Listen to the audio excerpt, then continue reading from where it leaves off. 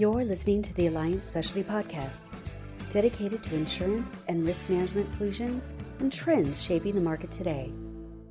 Hello, everyone. Thank you for joining an Alliant Specialty Podcast to discuss the directors and officers and management liability trends for the first half of the 2024 calendar year.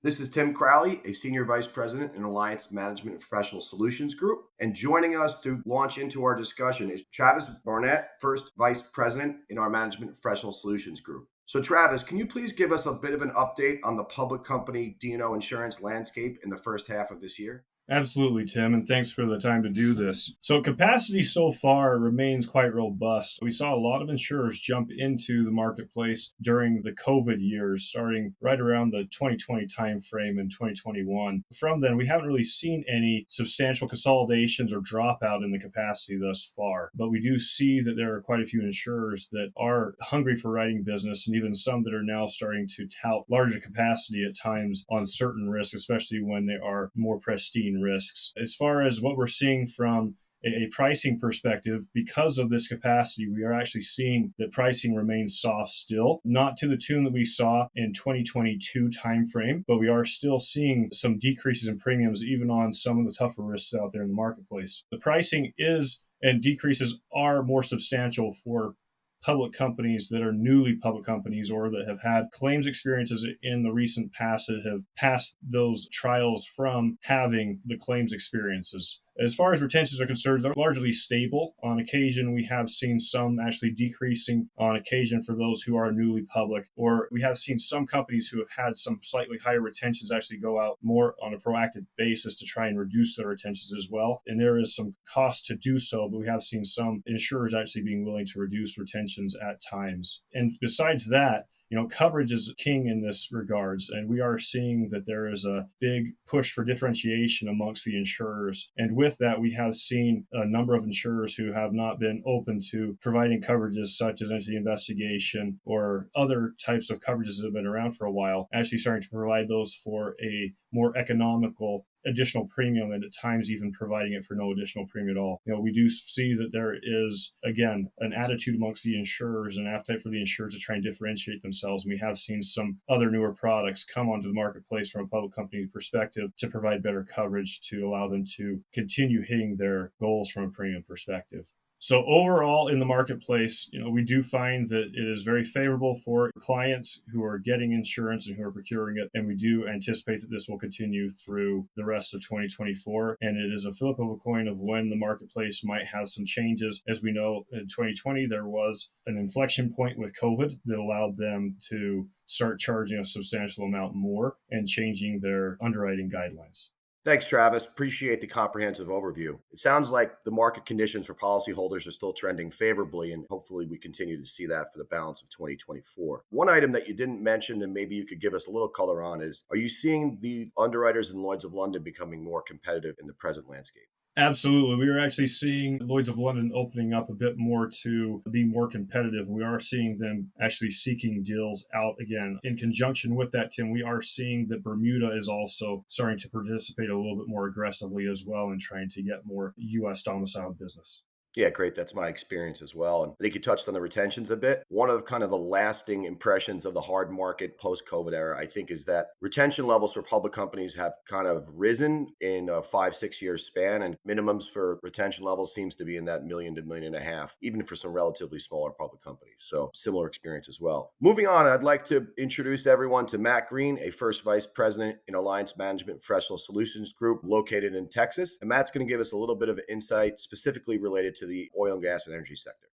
Thanks, Tim. So when we're talking about the D&O landscape in the public perspective for energy companies, really what I would say at this point is largely echoing what Travis is talking about from the general overview. We, as energy brokers, have been talking to underwriters for many years, saying that energy risk really should be viewed as a preferred risk for a long time. It now seems that the underwriting community is agreeing with us, taking a look at both kind of a risk profile as well as claims experience, and realizing that the energy sector is one that certainly can be profitable, and to a large extent, companies at this point are growing. So certainly something that we've seen carriers open up their underwriting appetite more than I've seen in quite a number of years to be receptive to both oil and gas as well as alternative energy. One of the things that we're always keeping our eyes on are items such as SEC disclosures that might impact energy companies a little bit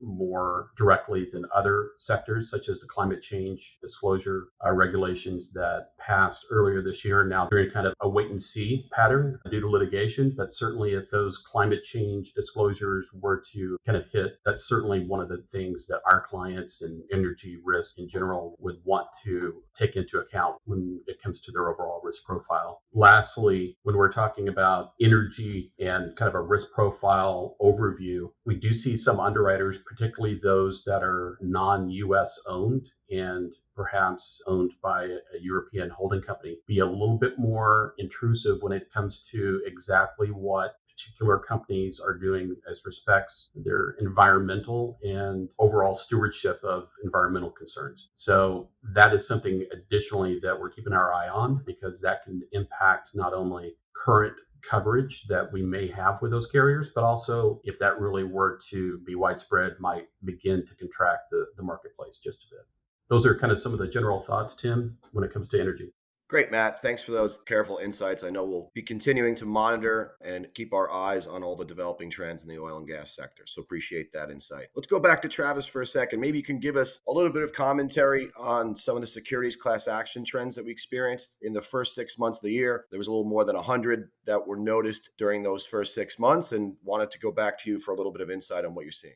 Yeah, Tim, thanks for that. We've seen approximately 109 from the count that I've seen in the first half of 2024. And to give that some context, there were 114 in the first 6 months of 2023. And I do want to note that those do not include any actions brought in state courts. And so while it is slightly below the 2023 first half numbers, we did actually see some slowing at the end of 2023. And so there were only 213 or so securities class action filings in 2023 total. So we are tracking to be on par, if not slightly above the 2024 numbers. And with that, we are seeing some interesting trends with this, where we are seeing the tech industry getting hit. And I believe that there's probably close to 28 or so that are actually being hit in the tech sector. And then the next highest as far as who has been hit with securities class actions is actually in the life science space. And so, it is trending very closely to what we've seen in the past, where life science has actually led the way. Technology, we've seen ebb and flow and be more or less than that. Some other things that we're watching with this, especially with it being an election year, is how the regulators are going to react coming up as far as the SEC, the cyber disclosures and other things, where we've actually seen some actions come through and actually have seen them completed. And so we are watching those trends very closely, as well as what changes there might be coming in 2025. Great. Thanks, Travis. So it seems like it's pretty consistent for the first half, but we'll see if anything's changed in the next 6 months. So moving along, I'd like to introduce everyone to Sara Heller from our Midwest offices. She is here to give us some commentary on the employment practices and fiduciary lines of insurance for publicly traded companies. So Sara, welcome aboard. Thanks, Tim. I'll start talking about the fiduciary liability marketplace. So obviously we saw hardening in 2021 and 2022, increased pricing and retentions and reduced capacity from insurers. I think frequency and severity of excessive fee litigation claims remain a top concern among fiduciary liability insurers. Fortunately, the market did stabilize in 2023, seemingly due in part at least to a drop in class actions. So we believe that the market is likely to remain stable through the balance of 2024. And that's what we've seen thus far for public companies with no material change in risk. I think in most cases, we're seeing primary limits not exceeding 10 million with some exceptions. And some carriers are continuing to limit their appetite and capacity to 5 million. But I think we are seeing increased competition for primary and low access capacity due to expanding carrier appetite, and kind of alongside the softening we're seeing in other lines. I do think carriers are eager to expand their relationships with our clients to include fiduciary liability. And then as far as coverage, I think we're seeing some modest coverage enhancements. I don't think a lot of carriers are eager to provide any kind of groundbreaking coverage amendments, because I think people are cautiously optimistic, given that there are about 150 active excessive fee litigation claims still pending. I think the resolution of those and any particularly large settlements could,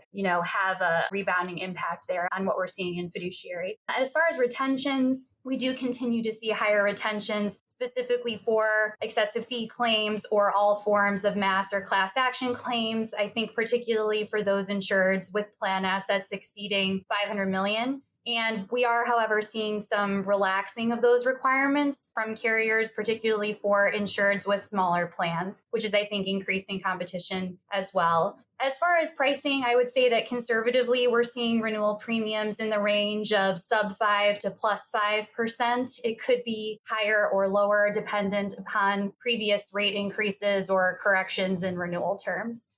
Great, Sarah. Thanks for that overview. It is interesting, right? I think 3 or 4 years ago, we didn't spend too much time talking about fiduciary liability insurance. Not that wasn't important. It just that marketplace wasn't moving as fast as maybe some of the other areas that we placed. But I think I can speak for us all when we say that, fiduciary liability insurance is a big part of our renewal conversations. And I think we're all doing the right thing with our clients and marketing those risks, not just to the incumbents, but alternate carriers to make sure that there are limited surprises or substantive changes to the renewal terms. So moving on, maybe I'll pass the line back to you and we can talk about employment practices liability. Yeah, absolutely. So I think employment practices liability continues to be a little bit more volatile when we're talking about the management liability lines. So premium increases and coverage restrictions for this line of business really vary across industry sectors and geographies and are really dependent upon potential exposures for these public companies. And prior claims history is something that I think continues to drive insurer appetite when it comes to EPL. Overall rate increases, I would say moderated in 2023, maybe to a lesser extent than we've seen on some of the other lines. But it does seem that the stabilization and the moderation of the increases is a trend that we've seen thus far in 2024 and do expect it to continue. It seems like most carriers are,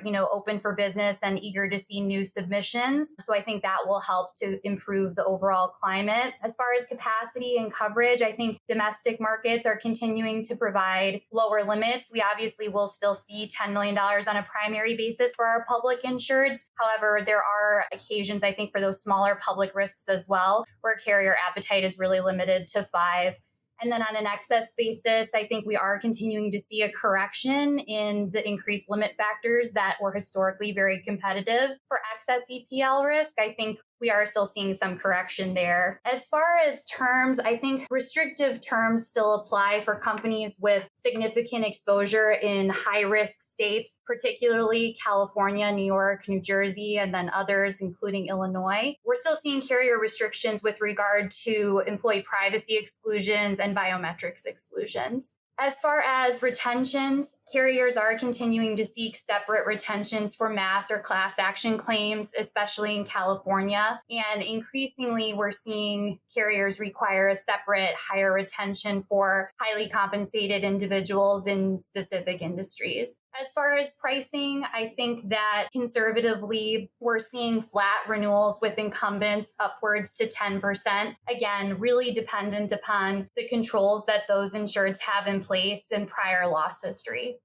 All great points. Thank you, Sarah. So we spent a bunch of time on this discussion talking about public companies, but we did also want to touch upon the market conditions for privately held companies as well. In that space, what we've seen is that while the management liability marketplace for private companies is favorable, I would say that most of the pricing changes are not as meaningful from a percentage standpoint as we have seen on the public arena. While we're seeing, year-over-year decreases for sure for private companies, depending on the risk profile, a lot of our renewals are closer to flat with some mild savings. That being said, the marketplace remains extremely competitive. There's more than 40 D&O insurers that can properly and adequately write D&O insurance for private companies, and nearly all of them are remaining quite competitive and active in the space and looking to grow their market share in policy count and premiums. So there's certainly opportunities amongst qualified insurers, to take advantage of a comprehensive marketing effort. We would still anticipate, absent of claim activity or other risk profile changes, that we would recommend and suggest seeing decreases from a pricing perspective. From a viewpoint on retention levels, those are relatively consistent in our experience. Again, absent some substantive changes in the risk profile, those are generally similar to last year. Now, on the perspective of coverage, this is where we are starting to see some of the underwriters become a little bit more aggressive and offering broad coverage grants that maybe they weren't giving 2 or 3 years ago. Things like either entity investigations coverage or sublimits for things like antitrust and contractual liability type claims. Some of those coverage features were being kind of taken away during the harder market times. And now we're seeing that some of those coverage grants are coming back to the market due to the aforementioned market competition, especially for our private equity sponsored clients. They seem to be having a bit of success getting those insuring agreements added into the forms. But with respect to fiduciary and employment practices, I would think that Sarah's comments before remain largely the same, maybe with the exception of the excessive fee cases. We're not seeing the retentions go quite as high in the private side, but depending on the plans, the amount in the plans, and the controls in place, things like RFPs for selecting your administrators. But generally, I would say that the retentions are much more favorable in the fiduciary space for private companies. And Tim, jumping in here from a California perspective on the employment practices side for EPL, one thing that we've been watching has been the workplace violence prevention plans that's been handed down in California for SB 553. It's a requirement for all California employers, and like the law does not allow for any implementation grace period. So we're wanting to make sure that when our clients know about this rapidly approaching thing that has actually now already hit, and then from there, make sure that there are workplace violence prevention programs in place and allowing them to see templates if needed in that, because while it is not technically an employment practices liability insuring agreement, it does dovetail on many private company policies where we can get some coverage for workplace violence. Great points, Travis. Appreciate you jumping in there. Well, that concludes our discussion on the first half of 2024 market conditions for directors and officers, fiduciary liability, and employment practices liability. It'll be interesting to see where the market trends and heads towards in the balance of the calendar year, but we'll be sure to keep everyone updated on the latest trends and landscape developments. Appreciate everyone listening today, and thank you for being a part of Alliant Specialty Podcast.